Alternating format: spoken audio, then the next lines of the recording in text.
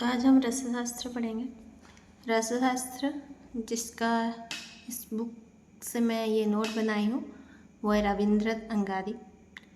आज हम पढ़ेंगे history and chronological development of Rasashastra. रसनात् सर्वधातूनां रस इति अभिधीयते। रसनात् सर्वधातूनां रस इति अभिधीयते। जरारोगमृत्युनाशाय रस्यते वा रसोमतः।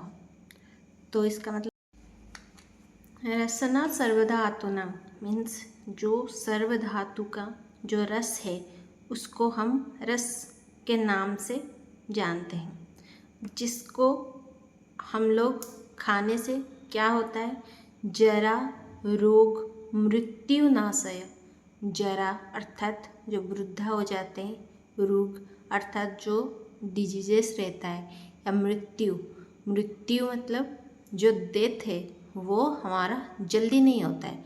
अगर किसी को 50 में मरना होता है तो वो अगर हम रस युक्त औषधि सेवन करेंगे तो उसका एज जो है वो 70 हो जाएगा। ठीक है, उसको रस्यते वा रसोमतः। It's therapeutic use slows down ageing process, heals diseases and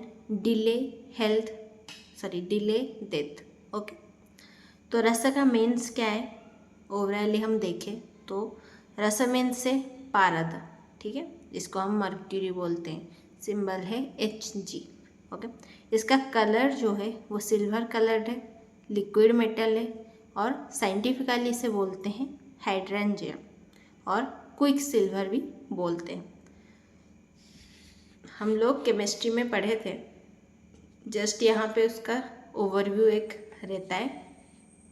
ठीक है, तो Hg जो है उसका एटॉमिक वेट मतलब उसका वेट कितना है, ठीक है, वस्तुत्व जिसे कहते हैं वो है 200.6। ओके, और इसका Sg स्पेसिफिक ग्रेविटी कितना है 13.6। बीपी मतलब यहाँ पे ब्लड प्रेशर नहीं होता है, यहाँ पे बॉइलिंग पॉइंट होता है। आप लोग केमिस्ट्री में पढ़े होंगे ओबियसली।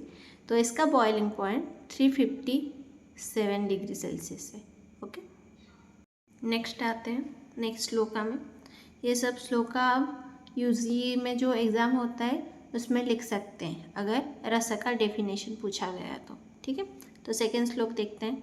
रसनात् सर्वधातूनां रस इति अभिधीयते। फर्स्ट लाइन सेम है।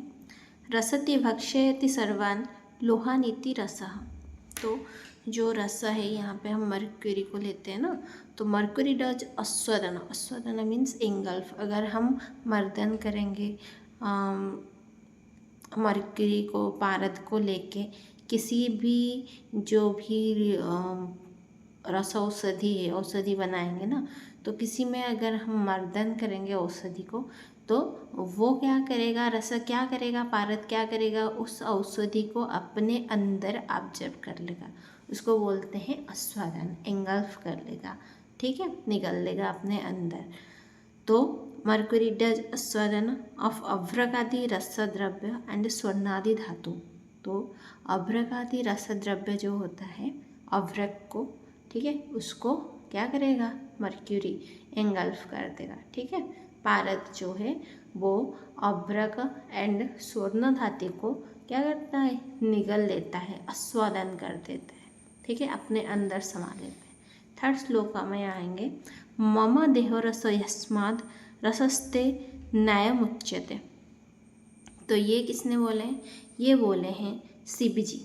शिवजी का जो शुक्र होता है, शिवजी का सीमेन होता है, उसको रस बोला गया है। ठीक है, आचार्यों के हिसाब से द एसेंस और द शुक्र of Lord Shiva is called रस। ठीक है, तो रस का डिफरेंट मीनिंग्स हम इस चैप्टर में पढ़ रहे हैं। तो एक 3 पॉइंट्स यहाँ पे लिखा गया है, देख लो। रस इज द फर्स्ट धातु ऑफ बॉडी। तो रस रक्त मांस मेद अस्थि मज्जा शुक्र।